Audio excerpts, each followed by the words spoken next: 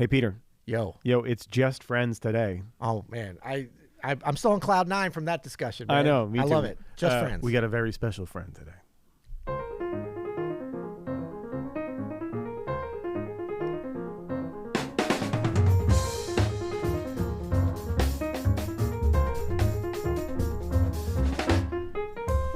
I'm Adam Maness. And I'm Peter Martin. And you're listening to the You'll Hear It podcast. Jazz Explained. Man, we got a good one today. We have a great one today. Usually they're okay. Well, usually we're talking about how we think they're going to be. We've already done the episode today, so now we can brag. Yeah.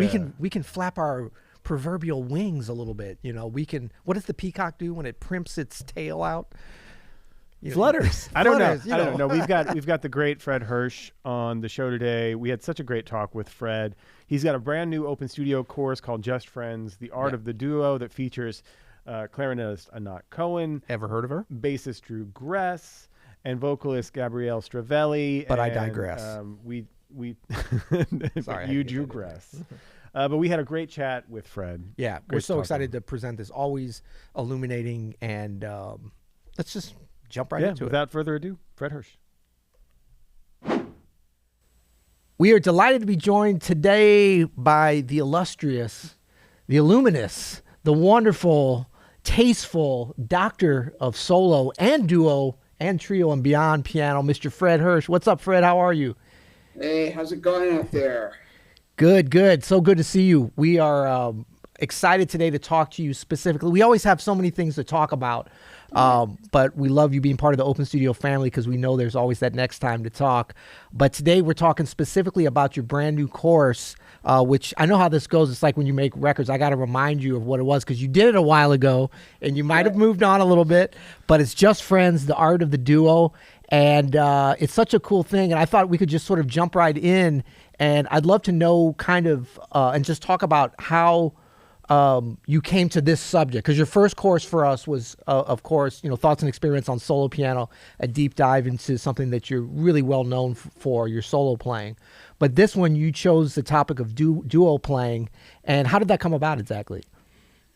Well, I think in my discography, I have more duo albums than either solo or trio albums. I've done a lot of duos with horn players, vocalists, all kinds of guitar.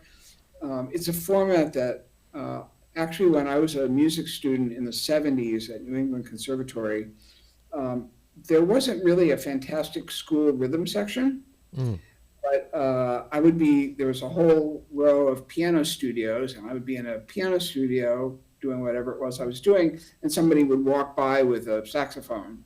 I'd just say, come on here, or another pianist. There were always two pianists. Come on, let's play duos. And then I really got into it. I did for about 13 years. I did an annual weekly series at the Jazz Standard in New York called the Fred Hersch Invitation Series, and mostly duos. So if you do the math, 13 years, probably 40 or 50 different guests, some of whom, like Anat Cohen and Julian Lage and Miguel Zenon, we have gone on to continue to have a musical relationship. We play together where we can. Some of them, frankly, I was curious what it'd be like to play with this person, and it was fine, but probably not anything that I wanted to do again. But I've always felt that, there's kind of the term accompanist, which is maybe more traditionally with a vocalist, you would say accompanist. But I really prefer the idea of a partner.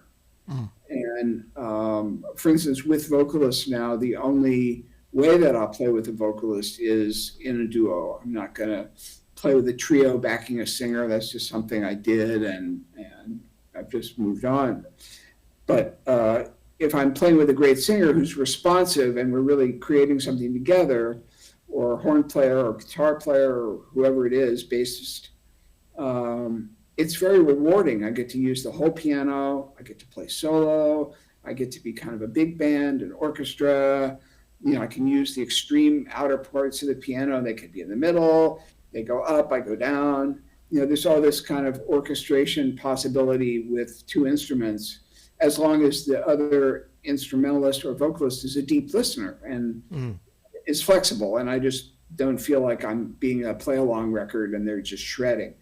That's really not that much fun. So all the people that I have are really deep listeners and really super responsive musicians on the course. Yeah, I'm so glad you made that differentiation between differentiation is not a real word, between the trio and the duo, because I agree with you that there's something really when all parties are listening, a trio and a singer, there is this sort of like glass somehow between the group and the soloist and the vocalist. But in a duo, there's so much at risk for both parties if you're not connected, and like you said, this freedom that can happen. I wonder if you can talk a little bit about that specific combination, the piano and the vocal. There's obviously so many great examples of this, but you and Gabrielle Stravelli, who's on this course, who is I wasn't really that familiar with, but she's fantastic. She's really terrific vocalist.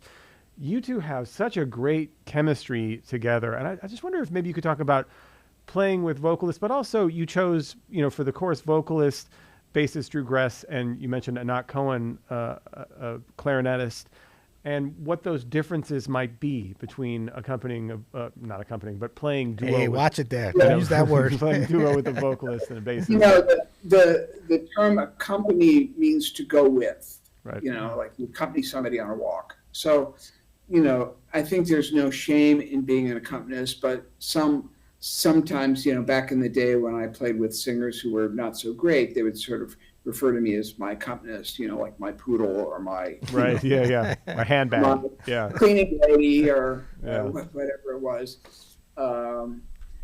With singer, first of all, with many singers, you end up playing things in different keys, so that's interesting right there. Yeah.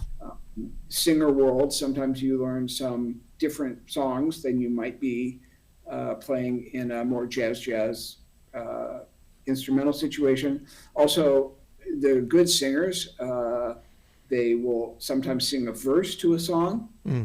You have to also learn how to play kind of out of tempo, how to feel what out of tempo is like, which doesn't necessarily mean just playing slower. Can be moving or not. But also the way that you voice your chords, you have to be prepared for a singer maybe choosing a different note that's not on the page. So you don't want to box a singer in, say, by doubling the melody. That's kind of bad form. And also depending on the singer's range. Gabrielle has a really low, rich voice. She's got a nice top end as well, but she lives kind of more in the alto range. So I have to figure out how to either be under her or around her. So I'm giving her the maximum freedom to be as interpretive as she wants with the music. The one thing that playing with singers and playing with bass players that's kind of the same is the bass sound doesn't just pop out the way a horn player does or a singer. The bass sound from a stage or from anywhere, it's a low sound and it takes a little time to develop. And our ears are very much trained to hearing whatever is highest. It's just the natural way that we work. So with singers and bass players, the idea of really developing smooth voice leading that's open enough so you're not hemming them in and it's not distracting. It's nothing punchy. It's just how you make this kind of nice bed for them to kind of be in. And that's different than playing with a horn player. Yeah, and I mean, I love the way you and Gabrielle, like when she did the verse on Someone to Watch Over Me. Yeah, so good. The way that, just the beautiful way you guys played together, not accompanied, but played together, but also like your ability to kind of explain these nuances, throughout the course and as you were going is just brilliant, because it's not, your explanation is so clear and you're giving like very specific choices and things that we need to do to, or need to strive to do as pianists and playing in the duo situation. But you're also laying it out beautifully like it's a recording session right there at the same time. And I learned so much, from that. And I also wanted to ask you about that, though, because I remember you saying about Gershwin, and I didn't want to misquote you, but I remember you saying something about you felt like some of those standards, well, some of the Gershwin tunes being sort of jazz standards you thought were maybe a little overrated. But you did that tune. Was that because Gabrielle wanted to do it, and what's your feelings on that? Well, we knew it has a long verse, which is actually the lyrics are actually really good. Yeah. Verse. It's a song that most people really would know. It has stock changes, which I kind of largely avoided. Trying to find a little way to bring something different to that. But Gabrielle and I never played a duo before that session. Never done that. When Brian Fielding said they were looking for a vocalist, I said, Gabrielle, she's great, energetic, great singer, great personality. She's an accomplished cabaret and Broadway singer. She's an excellent jazz singer, and she's got just a really effervescent vibe. She's just got the best vibe. So I'm really glad that worked out to have her as part of this. Yeah, she's a good one. Yeah, Anat too. You and Anat seems to have great chemistry together. And I'll be honest, Fred, we've been trying to get Anat here in Open Studio for, I don't know, Peter, years. Yeah. And Fred calls her once, and I know. she shows up, but she also. That was our back door. Yeah, I know. She also has such a playful vibe. I mean, that's I think the word that best describes that duo with you and Gabrielle, and you and Anat specifically, is just there's a playfulness there with Anat that I think it looks like so much fun you could have. You know, go ahead. She's a deep listener. I play with her brother also, Avishai, and they're both just very, very deep listeners. One thing I love about Anat is she gets into an idea and she doesn't just pitch it away. So it gives me a chance to kind of get in there with her and create something compositionally, spontaneous compositionally. She's just got great instincts, and you can't ask for a more lovely person to gig and travel with. And I also love the Brazilian music that she plays. She seems to like my tunes a lot. Yeah. So it's kind of a happy thing, and she's also not afraid if we're playing together, she's playing solo, she's not afraid to just stop and just listen to what I'm doing. I think we talked about that with Drew like so many times over the years. I'll finish a solo with an idea and then Drew will just steal it, and so Anat and I steal from each other a lot, which is, part of the fun of it, really. Yeah. So you in the chorus you speak quite a bit, at different times about adjustments from solo piano to duo piano and the specific things, which I love because you seem to make that, it seems to be such a kind of effortless transition for you in that when you're playing all the different situations I've heard you in, solo piano, trio, with the string quartet on your recording, with duo, with different instruments, it's always Fred, and this is something I was actually just talking to one of your former students, I think Jason Moran, about this, and kind of like some of your concepts and how they've, through your teaching, with this generation of pianists, and now through your solo piano course and with this course as well, how, your spirit of the music and your approach to the piano, but also the specific adjustments and like techniques to use at the different times. Because a lot of the things that you say and that you teach, it's kind of like, oh yeah, of course. It's not totally from left field, but the way that you put in like the organic flow of in your playing and as you're showing it is kind of revolutionary. And it's very inspiring because it's sort of like, oh, okay, yeah, that makes sense. There's a logic there, but there's an innovation to it too. I do think for a lot of us, it's kind of like you sit down to do it and you're like, oh, okay, well, there's a logic there. It's not going to be quite as easy as he just made it look, but there is a possibility there. There's a pathway there. I love that about your teaching, and I'm just wondering if that's something that you've thought about, or is that just kind of come naturally from your approach? Yeah, thank you for that. I've been so fortunate to teach, as probably a lot of the like super heavy young mid-career piano players, have been in my studio at one time or another. And I mean, these are people that probably didn't, they would have been successful with me or without me. But the way that I try to teach is like, okay, here's an idea, try it, just like I did with the solo piano course. Occasionally I'll sit down and say, okay, you could do this, this, this, and demonstrate. But, I'm kind of self-taught as a jazz pianist. So I grew up sort of having to solve problems on my own. I never occurred to me to transcribe a solo. Just people didn't do that then.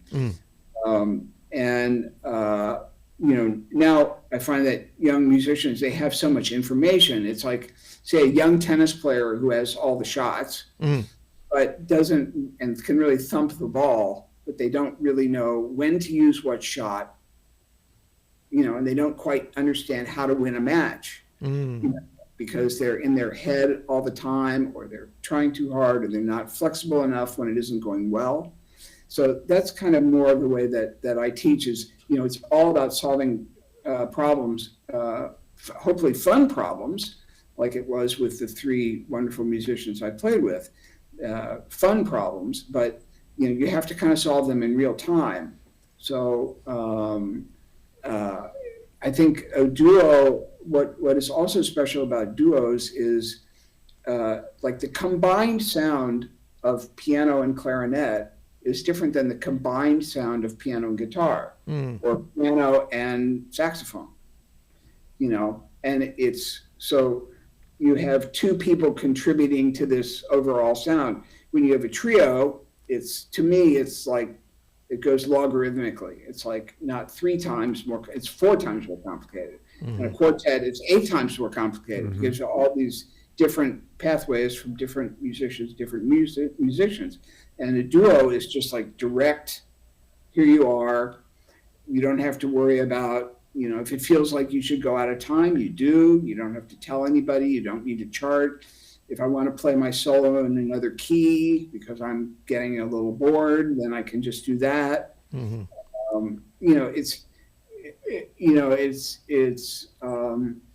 It's really kind of like just learning the language really well, and then having this great inspiration with you. I mean, Drew and I go back, 35 years, and then Gabrielle was the first time. So we got kind of different, and then Anat and I have an ongoing partnership. So we got kind of 3 different views of that in terms of my experience with them. Well, and that's a great lesson for everybody too in watching, to hear the high level of performance and interaction and partnership in all 3 of those duos, even though there isn't the many years of experience with all of them, but there is with some. But that kind of professionalism and commitment to the music, which is super inspiring and kind of a bonus that you get now that now that everybody knows the behind the scenes.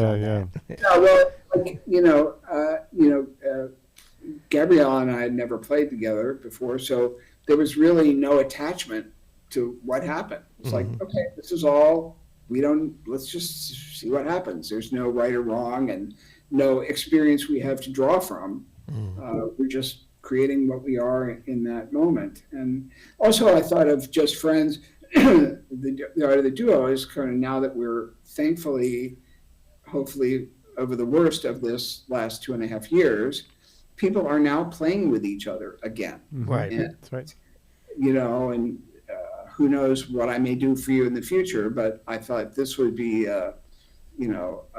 a good way for, people to get together in smaller configurations and for the role of the pianist to be much different than it might be in a trio setting. So that was another impetus for this course idea. Well, that's great too, because like you said, with it getting exponentially more different possibilities as you add more people, the duo has a certain safety factor. Each person you add becomes less and less safe. So it's probably good for now. Yeah. Well, the new course is called Just Friends, The Art of the Duo, and it's by Fred Hersch. And we're proud to say that it's available here at Open Studio. Fred, exclusively. OpenStudioJazz.com. Yeah, Fred, thank you so much for joining us here today. Thank you so much for the beautiful work here. We're so proud of it, and we can't wait for people to check it out. And then you're doing a masterclass for us, one of your famous Open Studio masterclasses that are so popular with our members on October 14th. Yeah, those are always fun and interesting, and actually now one of the few sort of online things that I do anymore, but always get such a nice variety of questions and levels of performance. I think it seems to be like a great thing that you do with these master classes, and it's always fun for me. Oh, that's great to hear. Awesome. Yeah, so everybody can go. You can get the course now, and if you become a member, you'll get access, of course, to Fred Hersch's brand new course, as well as his last course and all of our piano courses. And then you would get to see on the 14th, which is next Friday, if you're hearing this podcast now, or of course they're hearing it now because that's when they're listening. but yeah, it's really fun though.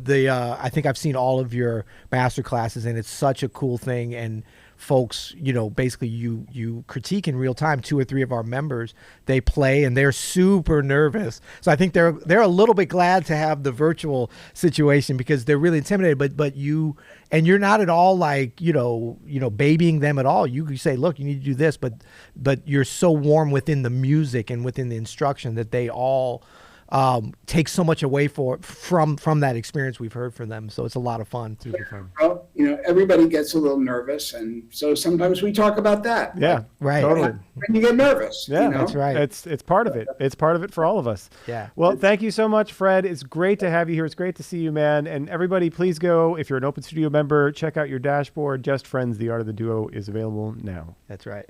Take care, Fred. Thank you. By the way, I love my Open Studio hoodie. Hey. Oh, good. I still want to get one, man. Come on, it's coming, Peter. man. Get It's to it, coming. man. I gotta get in. I gotta get in the club, man. Thank I'm gonna you, do Fred. it.